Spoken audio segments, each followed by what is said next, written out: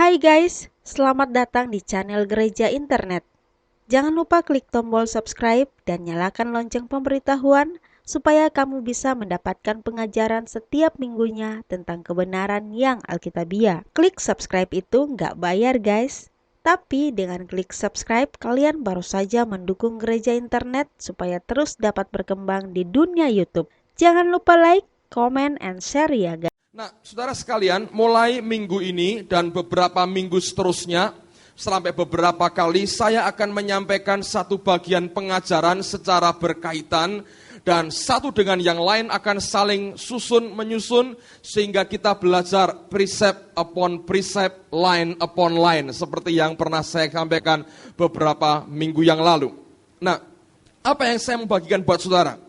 Saudara, sejak bulan Oktober tahun yang lalu, saya mengalami Allah merubah hidup saya dalam hal konsep pengenalan akan Tuhan secara radikal dan sangat beda sekali.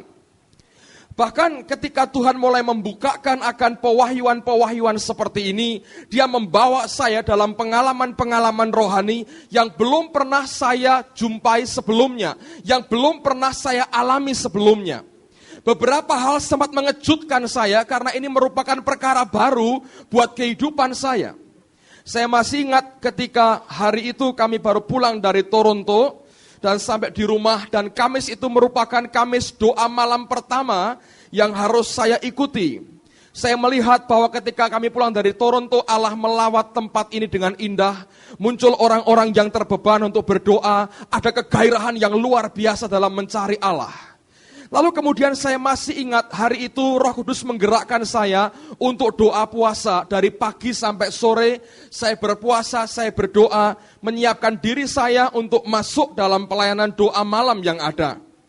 Nah, tanpa pernah saya duga sebelumnya, hari itu merupakan hari pertama atau yang kesekian kali dari beberapa hari sebelumnya, di mana Allah menunjukkan sesuatu yang merubah akan hidup saya luar biasa.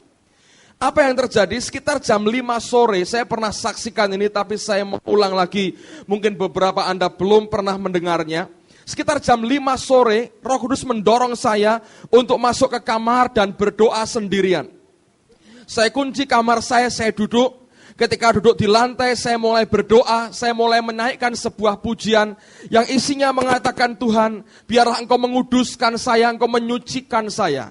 Ketika saya naikkan akan lagu itu, saya mengalami lawatan Tuhan yang sangat khusus, saudara. Mata jasmani saya tidak bisa melihat sebagaimana saya melihat Anda sekalian di sini. Tapi saya bisa melihat dengan mata rohani yang jelas sekali.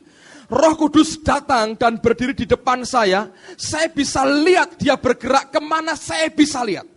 Dan selama 1 jam, hadiratnya memenuhi kamar itu, kamar saya berubah sepertinya bukan kamar saya lagi. Dan selama 1 jam, hadiratnya begitu kuat melingkupi saya, dan Dia mengajar banyak prinsip yang menghancurkan akan konsep-konsep lama saya, yang saya pikir tadinya itu benar, saudara. Sejak saat itulah, pengalaman bersama dengan Tuhan itu membuat kita belajar, saya belajar sesuatu yang banyak orang Kristen tidak pernah mengerti sebelumnya. Saya belajar, Allah sedang mengerjakan sesuatu. Roh Kudus sedang membawa kita masuk di dalam pengalaman-pengalaman baru bersama dengan Dia. Jadi sejak peristiwa itu, pengalaman rohani bersama Tuhan itu aneh sekali. Dan seringkali saya pernah saksikan beberapa kali, pengalaman itu sangat luar biasa buat kehidupan saya. Sesekali Dia datang seperti orang yang, seperti teman datang, muka dengan muka ketemu dan Dia mengajar kepada saya. Seringkali saya berdoa dan hadiratnya begitu kuat, saya bisa merasakan dalam fisik saya sesuatu terjadi. Tadinya saya pikir ini pengalaman pribadi saya, yang tidak mungkin orang lain mungkin mengalami hal yang sama. Lalu saya baca buku yang ditulis 300 tahun yang lalu. Ada seorang wanita Perancis bernama Madame Guyon yang menuliskan akan pengalaman hidupnya. Dan dia bersaksi ketika dia masuk dalam pengalaman spiritual seperti itu. Dia merasakan seperti api yang berkobar, membakar di dalam tubuhnya, dalam kehidupannya. Dan dia berkata api itu memenuhi seluruh kehidupannya. Saya kaget ketika saya baca buku itu. Kemarin saya pinjam bukunya Pak Sigit, ditulis pada abad yang sama, sekitar abad 17. Oleh seorang bernama Lawrence, seorang imam Katolik sebetulnya. Dia tinggal di sebuah monasteri, tinggal di sebuah biara, dan dia mengalami pengalaman yang sama dengan Allah. Dan dia berkata, dia merasakan seperti ada aliran listrik yang masuk dalam tubuhnya. Itu bagian dari pengalaman. Sejak Oktober itu, Allah merubah hidup saya. Dia membawa dalam pengalaman-pengalaman rohani, merasakan hadirat Allah, mengizinkan hadiratnya tinggal melingkupi kehidupan saya. Dan saya berkata, Tuhan, apakah ini hanya pengalaman pada beberapa orang, ataukah seharusnya setiap orang percaya juga bisa menerima akan pengalaman yang sama? Tapi kemudian saya belajar sesuatu, saudara. Apa yang kemudian saya dapatkan dari Allah adalah ketika semua itu terjadi, saya akhirnya sadar sesuatu hal. Ini bukan pengalaman 1-2 orang saja, tapi ini bagian dari apa yang Tuhan mau berikan buat gerejanya pada akhir zaman. Nah, saudara sekalian, oleh karena itu, mulai sore hari ini, dan nanti sampai pada beberapa minggu setelah ini, saya tidak tahu entah berapa kali akan selesai apa yang saya bagikan ini. Saya mau bagikan sesuatu yang sangat penting sekali. Dan terutama pada mulai malam ini, saya mau bawa saudara, sampai setiap kita mengalami pada pengalaman, masuk pada pengalaman roh bersama dengan Tuhan. Dan kalau sampai itu terjadi, ada sesuatu yang luar biasa akan melanda kita sekalian. Amin, saudara. Saya percaya ini bukan pengalaman milik 1-2 orang tertentu. Setiap kita, saya cek kemarin dalam kebaktian kaum muda, saya tanya siapa yang pernah berdoa, ini anak-anak remaja, dan ketika kamu berdoa, kamu merasakan hadirat Allah. Sebagian besar angkat tangan, saudara. Artinya ini bukan monopoli 1-2 orang tertentu. Kalau kita mengerti apa yang Alkitab ini ajarkan, prinsip yang Tuhan terapkan dalam kehidupan kita, hal yang sama akan berlaku dalam kehidupan kita. Nah, saya ingin memberikan dasar, dan dasar ini vital. Saudara, ikuti sambil engkau berdoa. Kalau sampai diselewengkan setan bisa bahaya, saudara. Saya dengan berani akan sampaikan ini, kalau Anda hanya ambil sepotong saja, saudara pikir saya ngajar yang sesat dan aneh. Tapi kalau engkau ngerti sampai pada akhir yang saya sampaikan, saudara akan tahu semua dasarnya firman Tuhan dan bukan karena tafsiran. Oke? Saya mulai dengan ini, saudara. Beberapa hari yang lalu, ada 2 orang hamba Tuhan lulusan sebuah sekolah Alkitab yang datang kepada kami di tempat ini. Setelah mengenalkan diri, pada prinsipnya mereka berbincang-bincang, dan mereka berkata ingin bergabung bersama-sama dalam pelayanan. Lalu kemudian saya berkata begini, kami biasanya kalau ada orang bergabung, tidak langsung datang sebagai hamba Tuhan, terus sama-sama melayani. Karena kita punya background berbeda, pengalaman berbeda, persepsi mungkin berbeda, gaya berbeda juga. Bagaimana kalau saling kenal dulu? Siapa tahu dengan saling kenal, kita akan jadi lebih dekat, lebih akrab, lebih baik begitu.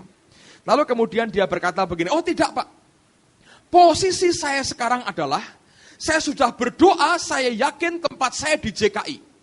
Dan sekarang tinggal saya memilih saja, mau di Semarang, mau Ungaran, mau Kudus, atau mau di Surabaya. Loh, saya bilang tunggu dulu. Ya kamu boleh milih, yang kamu pilih ya kalau mau. Kalau enggak mau, saya berkata, ini bukan sepihak, ini 2 pihak harus bicara sama-sama. Dan saya enggak bisa berkata apa-apa hari ini, saya punya banyak teman yang melayani di sini dan saya mesti bicara dan berdoa bersama-sama dengan mereka dulu. Pada akhir daripada pembicaraan itu, 2 teman ini jujur mengaku begini, Pak, tolonglah saya katanya. Sudah 2 bulan ini saya nganggur, enggak ada pelayanan. Loh. Jadi mendesaknya itu karena nganggur, kepingin segera melayani. Ada sisi baiknya, saudara, kalau dia kepingin segera melayani. Artinya ada kerinduan dalam hidupnya untuk berbuah. Ada kerinduan dalam hidupnya memberi sesuatu bagi Tuhannya. Nah, saya renungkan akan apa yang dia katakan. Dia berkata dia kepingin melayani. Tentu dia kepingin berbuah hidupnya. Saya berpikir hal yang sama sebetulnya terjadi pada hidup banyak orang Kristen. Pada hakikatnya secara natural kita semua ingin berbuah. Kita semua ingin maju. Kita semua ingin menghasilkan perkara-perkara rohani yang besar lewat hidup kita dan dalam kehidupan kita. Orang Kristen yang wajar, yang sehat akan berpikir bagaimana caranya supaya aku bisa berbuah. Nah, tapi persoalannya saudara, perkara rohani itu tidak bisa dihasilkan dengan cara manusiawi. Perkara rohani itu hanya bisa dihasilkan secara murni dan benar dengan cara-cara rohani.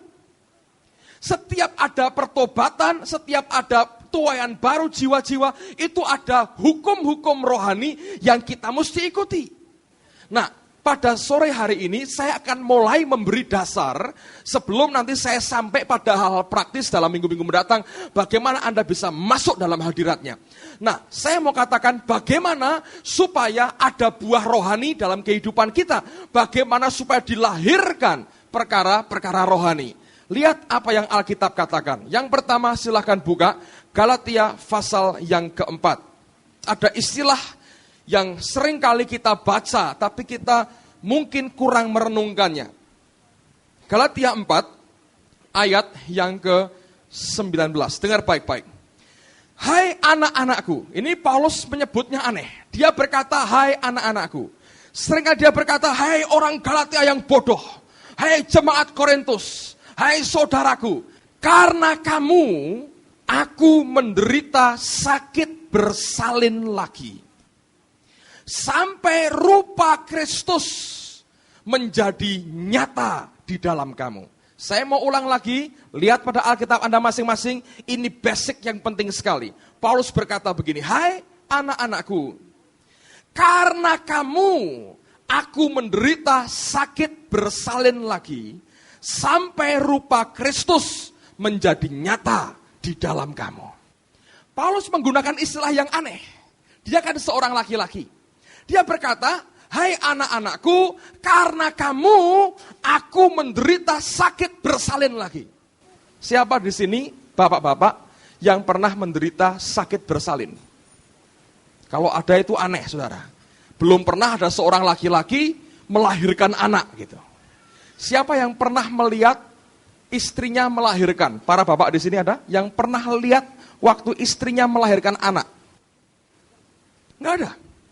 Wah, kalau begitu harus percaya pada saya. Saya satu-satunya. Kalau dokter jangan dihitung, itu kerjaannya saudara ya. Pak Budi, Pak Dokter Suwito jangan dihitung, itu karena pekerjaan. Saya menyaksikan ini Keisha sudah hampir 4 tahun. Saya lihat waktu dia lahir. Saya pelototin begini waktu dia lahir. Itu menarik sekali saudara. Itu karya Allah yang luar biasa. Tapi sebelum istri saya melahirkan Keisha ini, saya tunggui dia menderita sakit bersalin. Bingung. Puter. Saya ikut bingung mau kemana. Perut mulesnya luar biasa saudara. Saya pikir apakah ini sakit bersalin? Bukan, stres namanya saudara. Ngelihat istrinya begitu, suami gak bisa berbuat apa-apa, stres. Saya masih ingat ini. Zaman saya kecil, Oma Irama pernah nyanyi lagu dangdut saudara. Lagunya, loh Anda tertawa, ingat lagu itu ya. Lagunya berkata, kalau bisa Tuhan, biar aku yang nanggung sakitnya. Wah gak bisa saudara. Tapi itu sudah baik, ya itu sudah baik. Itu Oma Irama dangdut saudara. Jadi saya mau katakan begini. Seorang laki-laki gak mungkin menderita sakit bersalin. Tapi ini yang digambarkan dalam dirinya. Kalau saudara masuk dalam pelayanan doa syafaat, saudara akan merasakan orang yang masuk dalam ministry doa syafaat, dia akan mengerang seperti orang melahirkan. Anda lihat John Bevere waktu khotbah, apa itu? Mengerang, groaning, travailing, mengerang seperti orang melahirkan. Secara rohani, Allah menggambarkan gereja ini sebagai mempelainya. Tuhan menggambarkan gereja, saudara dan saya sebagai mempelainya.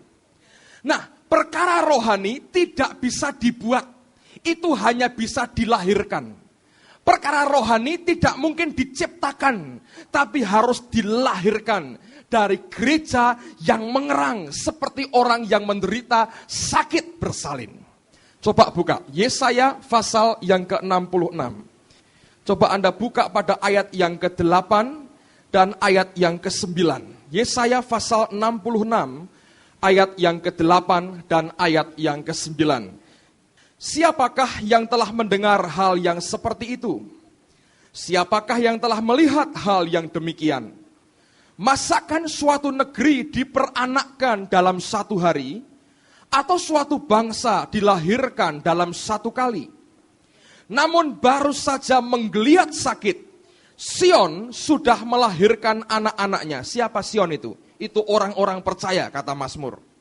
Masakan aku membuka rahim orang dan tidak membuatnya melahirkan, firman Tuhan.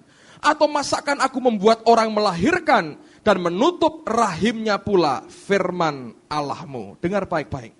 Seperti Sion yang menggeliat sakit mengerang, kemudian dia melahirkan anak-anaknya. Mazmur berkata, orang yang percaya adalah seperti gunung Sion. Sion adalah orang-orang yang percaya. Digambarkan sebagai seorang ibu yang melahirkan anak-anaknya. Kalau hidup kita mau berbuah, itu perkara rohani. Kalau gereja mau berkembang, itu perkara rohani. Itu harus dimulai dengan gereja, pribadi demi pribadi juga, mesti mengerang, mengandung, dan melahirkannya secara rohani. Itu gambarannya, saudara. Dalam hidup kita hal yang sama, sampai berkat materi pun sebetulnya harus dilahirkan dari proses seperti seorang ibu yang melahirkan anak. Sekarang dengar pertanyaan saya. Jangan sampai dikotori pikiranmu oleh perkara dunia. Saya berkata sesuatu yang kudus. Dengar baik-baik. Sekarang saya mau tanya. Seorang istri, sebelum dia melahirkan, dia harus apa? Mengandung dulu. Betul nggak?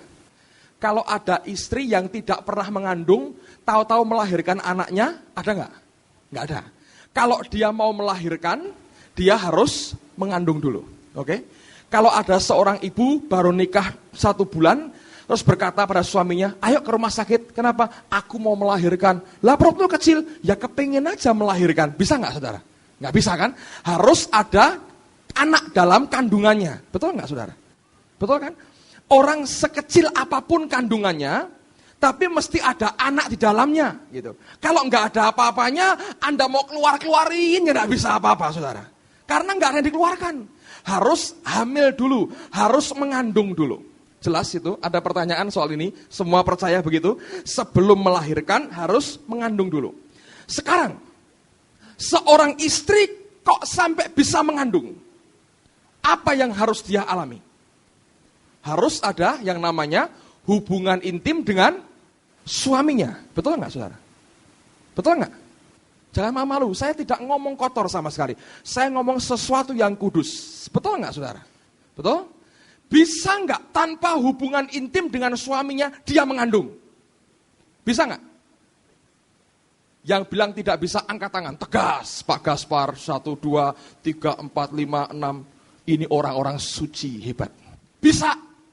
Kalau sama orang lain, saudara. Bisa dong. Betul nggak? Tapi anaknya anak apa? Haram, saudara. Dengar baik-baik. Anda pegang ini. Saya nggak ngomong sesuatu yang kotor, makanya saya berdoa, Tuhan menguduskan pikiranmu. Dengar baik-baik. Seorang istri yang melahirkan anaknya, pertama dia harus mengandung dulu. Sebelum mengandung, proses yang harus dia lewati adalah ada hubungan intim dengan suaminya. Hubungan intim dengan suaminya ini membuat dia mengandung. Setelah 9 bulan, kemudian dia melahirkan anak. Sekarang perhatikan apa yang Alkitab ajarkan. Buka surat Efesus, saudara. Saya buka sesuatu yang akan membuat Anda terkejut. Efesus pasal yang ke-5, ayat yang ke-31 dan ayat yang ke-32. Dengar baik-baik, saya bacakan ini buat saudara. Jangan sampai kehilangan satu kata pun dari apa yang firman Tuhan ini katakan. Sebab itu, laki-laki akan meninggalkan ayahnya dan ibunya, dan bersatu dengan istrinya, sehingga keduanya itu menjadi satu daging. Lalu kalimat berikutnya, Paulus berkata, rahasia ini besar. Rahasia apa? Rahasia bahwa istri dan suami bersatu, keduanya menjadi satu daging. Dia berkata, rahasia ini besar. Tetapi yang aku maksudkan ialah hubungan Kristus dan jemaat, saudara. Nah, ayat yang ke-31 ini Paulus sebetulnya ngutip. Ngutip dari mana? Buka kitab Kejadian pasal yang kedua, ayat yang ke-24. ketika Allah menciptakan Hawa bagi Adam, ini yang Tuhan katakan. Kejadian 2:24. Sebab itu seorang laki-laki akan meninggalkan ayahnya dan ibunya dan bersatu dengan istrinya, sehingga keduanya menjadi satu daging. Dengar baik-baik.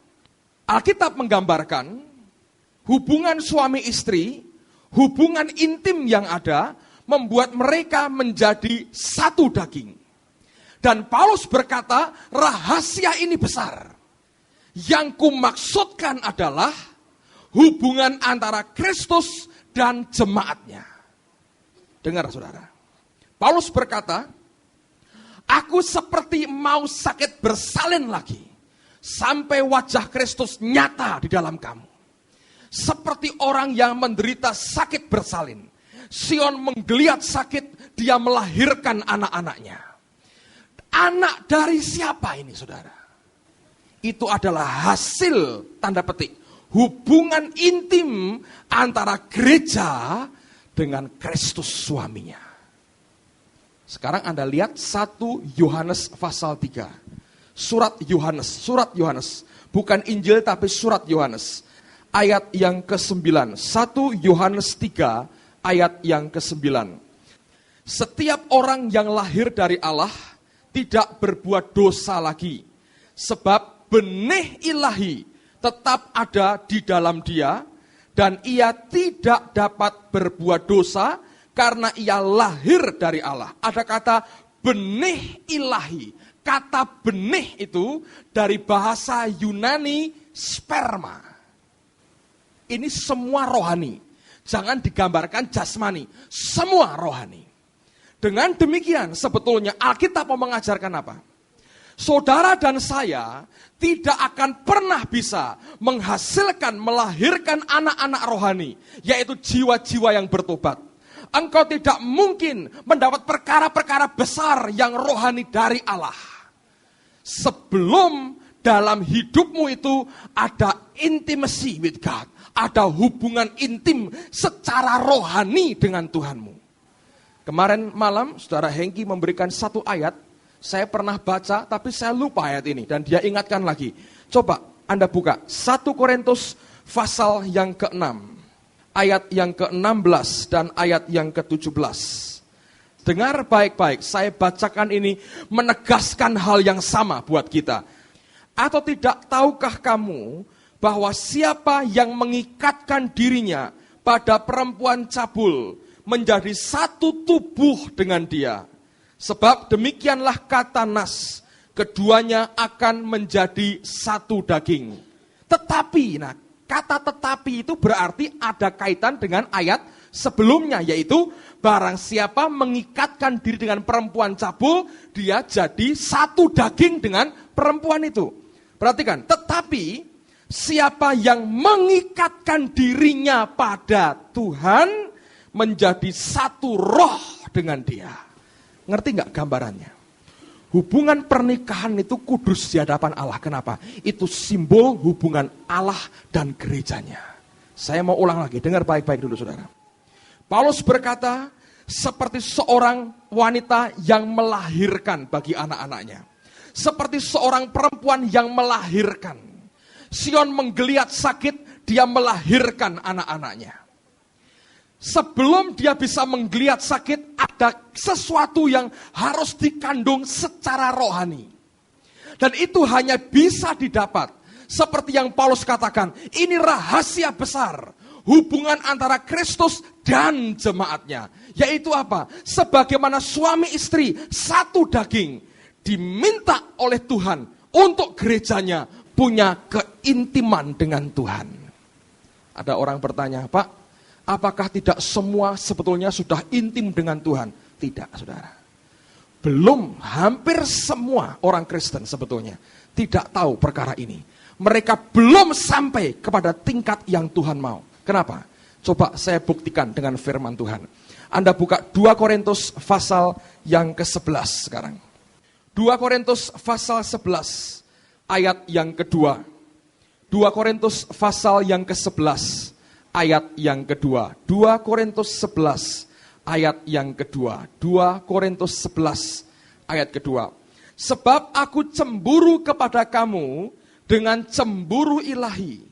Karena aku telah mempertunangkan kamu kepada satu laki-laki untuk membawa kamu sebagai perawan suci kepada Kristus. Orang yang baru bertobat terima Yesus lahir baru, gambarannya seperti seorang perempuan, seorang gadis yang dipertunangkan kepada Kristus. Kata tunangan dipakai untuk kata yang sama, menyebutkan Maria bertunangan dengan Yusuf. Itu ketika itu Maria masih perawan, belum bersetubuh dengan suaminya. Ketika hamil, akhirnya kita berkata itu adalah dari Roh Kudus, bukan dari Yusuf. Nah, kata tunangan yang sama dipakai Paulus di sini untuk menyebutkan kita ditunangkan dengan Kristus. Anda bisa mengerti itu? Artinya, tidak semua orang yang lahir baru, tidak semua orang yang kenal Yesus, tidak semua orang yang kenal dia ketika engkau terima dia, langsung punya hubungan intim dengan Tuhannya. Tidak, saudara. Biasanya ada masa tunangan. Pada masa tunangan itulah ada jarak. Kalau orang tunangan diberi berkat enggak? Diberi hadiah enggak? Diberi, saudara. Coba Anda perhatikan. Laki-laki yang sudah mulai dapat pacar itu royal, murah hati gitu. Hari ini kasih cincin berlian gitu. Oh, ini untuk apa? Ini untuk ulang tahunmu. Ulang tahun saya sudah lewat. Ya enggak apa-apa. Better late than never katanya, kasih saudara. Untuk ngikat hati si istri, betul nggak? Anda bertobat terima Tuhan diberkati nggak? Oh, diberkati. Gitu. Bulan depan dapat hadiah lagi. Kali ini dapat apa itu? Kalung berlian. Cincin berlian dapat kalung berlian. Dapat kalung berlian, loh kok ini ada lagi? Ya ini untuk memperingati tanggal ulang tahunmu saja. Loh tapi kan sudah lewat, ya kan bulannya, tanggalnya kan tiap tahun, tiap bulan terjadi. Ini tanggal sakral buat saya, kasih.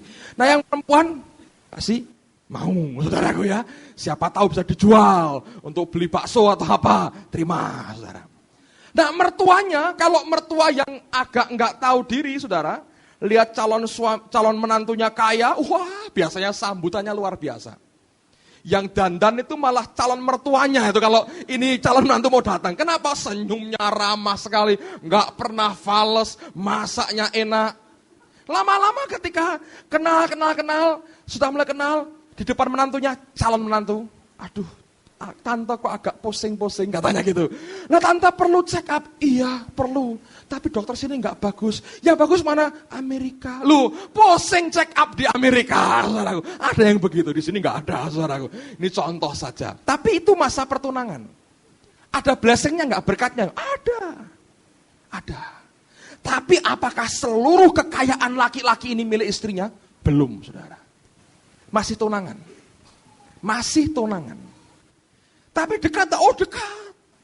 Naik sepeda berdua gitu, naik kuda berdua gitu, dekat sekali. Tapi ada jaraknya, ngerti? Ada jaraknya. Tapi suaminya ini, laki-lakinya ini kepingin satu kali diikat dalam satu ikatan pernikahan. Dan dengan pernikahan itu baru diizinkan terjadi hubungan intim. Di tempat kita ada orang mau kawin, saya tanya, sudah ngelanggar firman belum? Ngelanggar ada peluitnya, prit penalti saudara. Apa itu ya nanti yang bersangkutan tahu. Nipu, tanggung jawab sendiri dengan Tuhan. Berkat jadi kutuk. Gitu aja gampangan saudara. Jadi nggak nipu mesti bertobat. Itu ada batasannya, ngerti ada batasannya. Nggak bisa seenaknya dilanggar. Orang sedang tunangan itu ada batasannya. Kekayaan hak suaminya laki-laki ini tidak seluruhnya menjadi milik istrinya. Nah kalau tunangan terus, artinya hubungan cuma pandeng-pandengan, kedip-kedipan gitu, sampai tua ya kedip-kedipan, pandeng-pandengan. Itu bukan itu yang dimauin saudara. Lama-lama kan lakinya mikir ini sehat tidak ini kira-kira ini. Jasmaninya sehat, jiwaninya mungkin kurang sehat itu. Diajak nikah enggak mau. Ya nunggu, kenapa? Ya nunggu pokoknya, nunggu siapa? Tetangga belum pada kawin loh. Urusan tetangga belum pada kawin. Macam-macam alasannya saudara. Gereja Kebanyakan begitu. Dengan Tuhan, oh haleluya. Hubungan intim, wah belum. Hubungannya hubungan rame-rame, saudara. Kenapa? Dengar baik-baik, saudara. Saya tidak ngomong kok jorok. Saya ngomong sesuatu yang sakral tentang Kristus dan jemaatnya. Hubungan intim itu mengandung satu unsur yang tidak pernah bisa dilepas. Apa itu? Privacy, pribadi. Orang tunangan kalau sampai pribadi, saudara, perlu ditutup kepalanya, ngerti saudara? Belum boleh. Tapi suami istri perlu privacy, pribadi. Hubungan intim yang terjadi antara suami istri itu di tempat yang private, yang sendiri. Tidak ada di tempat yang orang lain lewat semua, itu tidak ada, saudara. Ngerti, betul nggak? Privacy. Hubungan intim dengan Tuhan dimulai dengan apa? Engkau punya hubungan pribadi, sendiri, berdua saja dengan Tuhan. Ketemu dengan Allahmu. Nikmati hadiratnya. Terima pengajarannya. Suami istri harus doa sama-sama. Tapi itu tidak pernah bisa menggantikan hubungan pribadi demi pribadi dengan Tuhan. Gereja ini punya value yang berharga. Kita punya nilai yang sangat berharga. Kebaktian seperti ini tidak mungkin digantikan dengan yang lain. Tapi hubungan pribadimu dengan Tuhan, privacy kita dengan Allah pribadi tidak pernah bisa digantikan dengan yang lain. Sebagian besar orang Kristen hanya sampai pada tingkat tunangan dengan Tuhan. Belum mau dibawa masuk lebih dalam lagi bersama dengan Tuhan. Yang tahu engkau dan Tuhan sendiri, saudara. Berapa lama engkau sediakan tiap hari dalam hidupmu sendiri dengan Dia. Privacy dijaga antara Allah dengan saudara. Oh ada Pak, saya sendiri dengan Tuhan. Kalau mau bangun pagi itu, bangun sebentar, ngulet sebentar, saya bangun. Lalu saya berkata, ya Tuhan terima kasih. Sudah tidurnya semalam pegel sedikit, gak apa-apa Tuhan. Hari ini berkati semua Tuhan pekerjaan saya. Dalam nama Yesus. Itu kan sudah komplit Pak. Berkati semua. Amin. Kerja saudara. Ada suami istri begitu. Bangun ketemu. Hai Pak, haleluya. Pokoknya semua beres Pak. Selesai Pak. Bye. Pergi saudara. Masa ada begitu? Ada saudara. Dibutuhkan waktu. Dibutuhkan kesungguhan, ketulusan. Suami istri itu begitu. Tapi itu yang tidak didapat oleh Allah. Seringkali bukan seperti itu yang Tuhan mau. Ada lagi orang yang kurang ajar dengan Tuhan. Oh saya berdoa, makan aja saya berdoa, tapi saya praktis orangnya. Loh kok praktis gimana? Oh praktis. Saya belanja biasanya seminggu sekali. Saya belanja, saya kumpulkan sayur, daging, sebelum akhirnya setelah saya bersihkan semua, masukkan lemari es semua. Terus saya tumpangi tangan lemari esnya, Tuhan, kuduskanlah semua makanan ini. Kami mau terima semua dengan penuh ucapan syukur dalam nama Yesus. Amin. Makan tinggal makan. Kok tidak berdoa? Sudah saya doakan waktu saya belanja katanya. Nah ini kurang ajar saudara. Praktis, saya ngomong saudara. Dengan Tuhan, Allah itu mencari seluruhnya total hidupmu. Kalau engkau menikah, istrimu itu total milikmu, suamimu total milikmu. Bukan praktis-praktisan seperti itu. Di Amerika pernah dibuat penelitian, setiap orang butuh meaningful touch beberapa belas kali. Anda masih ingat, Hasto ingat, tertawa dia. Harus ada jamahan yang meaningful berarti. Setiap istri perlu tuh dilus-lus sedikit gitu, meaningful touch setiap kita gitu. Kalau bukan dikeplai namanya kalau begitu, saudara. Tapi meaningful touch diteliti itu untuk membuat jiwamu sehat. Bisa nggak meaningful touch diborong? Istriku, hari ini aku banyak waktu. Aku beri engkau meaningful touch untuk 30 hari. Genap 30 lecet semua, saudaraku, ngerti? Dengan Tuhan nggak bisa juga begitu. Itu mesti keluar dari hati, private, saudara, ngerti nggak? Harus sampai seperti itu. Barang siapa mengikatkan dirinya dengan perempuan cabul, dia satu daging dengan dia. Tetapi barang siapa mengikatkan dirinya dengan Allah, dia menjadi apa? One spirit with him. Satu roh dengan dia. makin kau intim, makin kau dekat dengan dia, oneness, union with God terjadi dalam rohmu, saudara. Lalu kita bisa melahirkan anak-anak rohani dalam hidup kita. Bisa nggak gereja ini dikembangkan dengan cara kita tanpa keintiman dengan Tuhan dari setiap kita? Oh bisa. Sebagaimana seorang istri bisa melahirkan anak tanpa harus dengan suaminya, dengan semua laki-laki, bisa nggak? Bisa.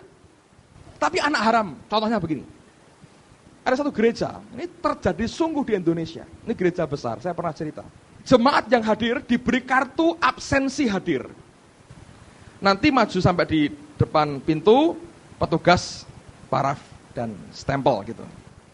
Kalau 52 minggu itu rajin terus, tidak pernah absen sekalipun, dia terima itu. Panci, termos, gelas, piring, sendok, diberi. Terus ada tim besuknya. Tiap orang itu memegang sekian puluh anggota. Siapa yang anggotanya paling rajin, dapat hadiah. Kalau ada beberapa orang ya diundi. Lalu hadiahnya apa? Honda Astrea. Itu digantung di mimbar sini. Apa perlu kita buat gitu? Gantung Honda Astrea. Semua paksa anggotanya, ayo kebaktian. Demi apa? Honda Astrea. Kebaktian. Terjadi. Yang cerita ketua majelisnya. Anda bisa bayangkan, yang datang itu anak-anak apa? Haram, saudara. Secara rohani. Orang-orang yang cari barang yang datang. Bukan karena cari Tuhan. Bisa nggak jumlah besar? Bisa. Kenapa tidak?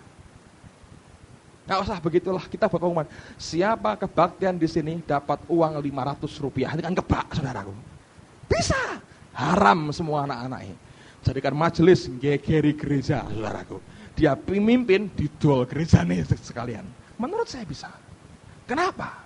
Bukan yang dari Allah. Kalau saudara mau perkara besar terjadi lewat hidupmu dan dalam hidupmu, Paulus berkata, dia seperti orang sakit bersalin. Melahirkan anak-anaknya. Sion menggeliat sakit, dia melahirkan anak-anaknya. Sebelum itu dia berkata, sebagaimana suami bersatu dengan istrinya jadi satu daging.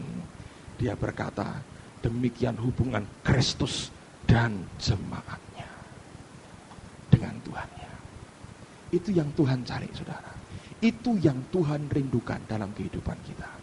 Begitu toh ngerti seperti itu, mestinya mulai sekarang periksa diri. Apakah saudara punya waktu private sendiri dengan Tuhan?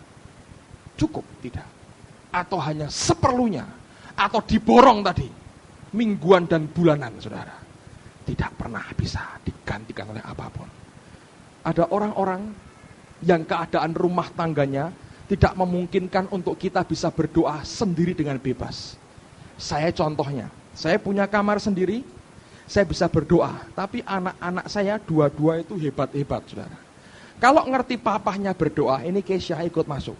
Dia pukul pintu, pung, papa, bukain pintu, aku mau berdoa, katanya.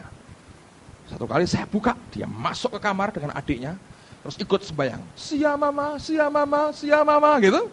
Setelah itu, dia mulai dengan adiknya. Ayo Sam, main jatuh-jatuhan, katanya. Dijatuh-jatuhin, tumpang tangan adiknya. Jatuh, pluk, begitu saudara. Gantian, Cici Kesia, tumpangin tangan. Pluk, jatuh sendirian. Lama-lama sendiri tumpangin tangan. Pluk, jatuh. Sia mama. Saya mana bisa berdoa lihat sia mama. Pluk, saudaraku. Tapi itu baik buat dia. Masuk di rohnya Allah, kerja dahsyat dari yang masih kecil. Amin, saudara. Saya ngalami kesulitan buat saya. Saudara juga mungkin kesulitan di rumah. Ketika engkau mulai berdoa, mulai apa, sulit sekali. Keadaan tidak memungkinkan. Kita bersyukur di tempat ini dibangun 3 ruang doa, saudara. Pakai 24 jam tiap hari terbuka buat saudara. Kenapa tidak? Sendiri dengan Allah. Atau kalau kau berkata, Pak, berat jauh dari rumah saya. Oke. Anak-anak saya ribut, bangun jam berapa anakmu? 5:30, Anda bangun jam 4. Ya malam, tidurnya malam. Nggak usah nonton akhir pekan. Film di-cut semua, sangkal daging. Tidur lebih awal, bangun lebih pagi, saudara. Wah nggak bisa Pak, bagaimana bisa film sepak bola dan doa? Omong kosong, saya berkata, tidak bisa. Salah satu harus dikorbankan, praktis. Tanpa keintiman dengan Tuhan, nanti hasilmu haram semua. Termasuk berkat jasmani, bisnis saudara. Kalau itu hasil keintimanmu dengan Allah, semua yang lahir lewat hidupmu itu dari Allahmu. Termasuk berkat-berkat jasmani, keuangan, pekerjaan, bisnis kita, semua dari Tuhan. Dan berkat itu tidak pernah bisa merusak hidup kita atau jadi kutuk. Tapi kalau karena keintiman kita dengan dunia, kita halalkan semua cara, kita pakai kekuatan manusia kita sendiri, uang juga datang. Tapi merusak kehidupan kita. Menarik engkau mundur dari Tuhan. Keintiman dengan Allah akan menghasilkan perkara-perkara rohani yang besar dalam hidupmu. Sekarang saya mengerti. Coba Anda buka ayat yang terakhir. Yohanes pasal yang ke-15. Yohanes pasal yang ke-15. Saya bacakan mulai ayat yang pertama sampai dengan ayat yang ke-8. Yohanes 15 ayat yang pertama sampai dengan ayat yang ke-8. Alkitab berkata demikian. Akulah pokok anggur yang benar dan Bapakulah pengusahanya. Setiap ranting padaku yang tidak berbuah dipotongnya. Dan setiap ranting yang berbuah dibersihkannya, supaya ia lebih banyak berbuah.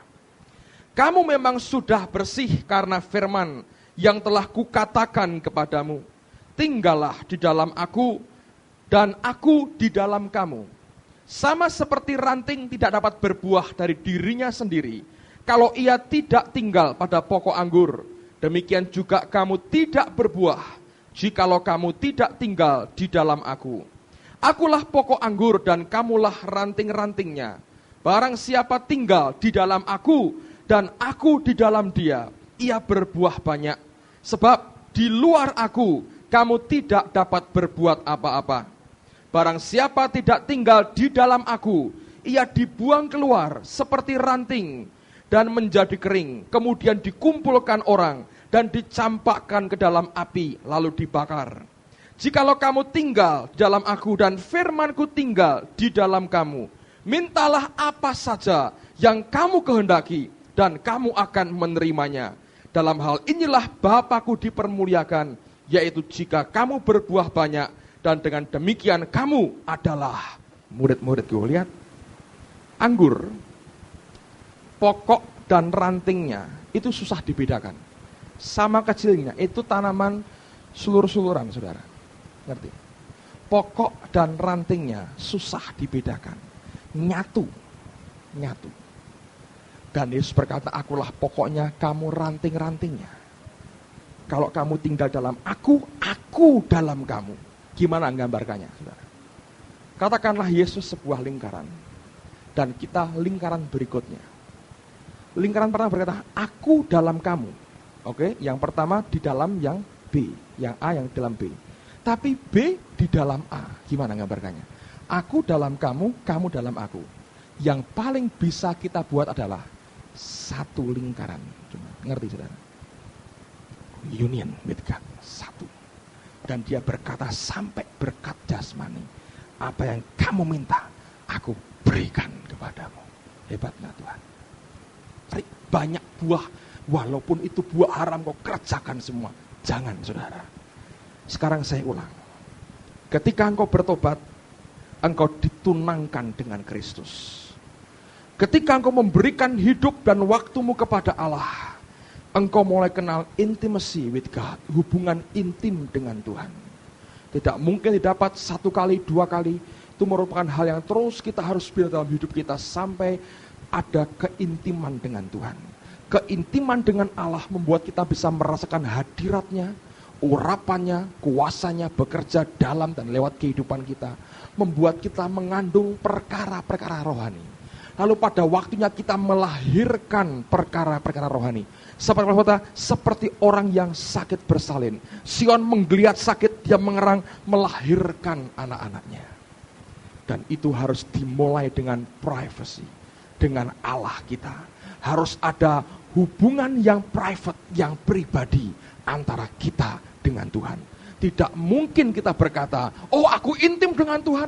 Ya kapan? Di mobil aku ngomong-ngomong, itu betul saudara. Tapi tidak pernah bisa menggantikan ketika engkau duduk sendiri bersama dengan Tuhanmu untuk menjalin keintiman dengan Dia. Ketika engkau merasakan akan hadiratnya, dibawa masuk lebih dalam mengenal akan Yesusmu. Yang tahu akan keadaan kita hari ini adalah saudara sendiri dan Tuhan. Saya berdoa ini merupakan dasar. Sebelum minggu depan saya akan bawa saudara lebih jauh. Bagaimana kita bisa masuk dalam hadiratnya. Hal-hal praktis apa yang perlu kita ketahui.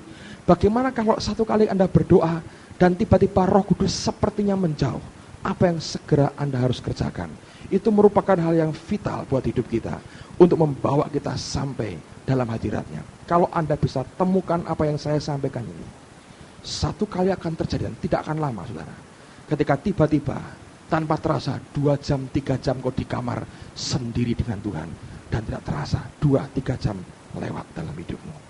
Orang berkata, kenapa bisa berjam-jam? Intimacy with God. Keintiman dengan Tuhan itu membuat kita lupa segala-galanya. Tapi tidak pernah Dia abaikan hidup kita. Amin saudara. Mari kita berdiri bersama-sama. Haleluya. Hamba berdoa malam hari ini. Bangkitkan kerinduan itu kuat dalam hati kami. Bangkitkan rasa lapar dan haus akan Tuhan ini. Sadar apa yang kami nikmati hari-hari ini belum sebanding dengan apa yang Tuhan maksud dan rencanakan. Tuhan, ini doa hamba. Bangkitkan kerinduan dalam hati kami. Beberapa saudara mungkin berat. Tapi kesanggupan itu bukan dari kami Tuhan. Kesanggupan itu datang dari Engkau sendiri. Roh Kudus, Engkau mengerti akan hati kami masing-masing saat ini. Hamba minta, dekap kami, setiap kami dengan hadirat-Mu ya Roh Kudus. Beri Tuhan. Jangan lewatkan seorang pun. Mulai malam ini apa yang kami dengar jadi bagian dari hidup kami Tuhan. Bukan sesuatu yang kami dengar biasa, tapi jadi milik kami. Terus Engkau buka akan hati kami Tuhan. Sampai Roh-Mu yang terus mengajar, berbicara dalam hati kami. Engkau guru besar kami Roh Kudus. Yang terus mampu berkata-kata dalam hati kami. Sampai maksud-Mu tercapai dalam hidup kami. Malam ini curahkan roh doa-Mu di tengah-tengah kami. Haleluya. Sikiarana ramashandori ala ramashan. Kiri ala rabashandori ala rabashakur ala rabashan.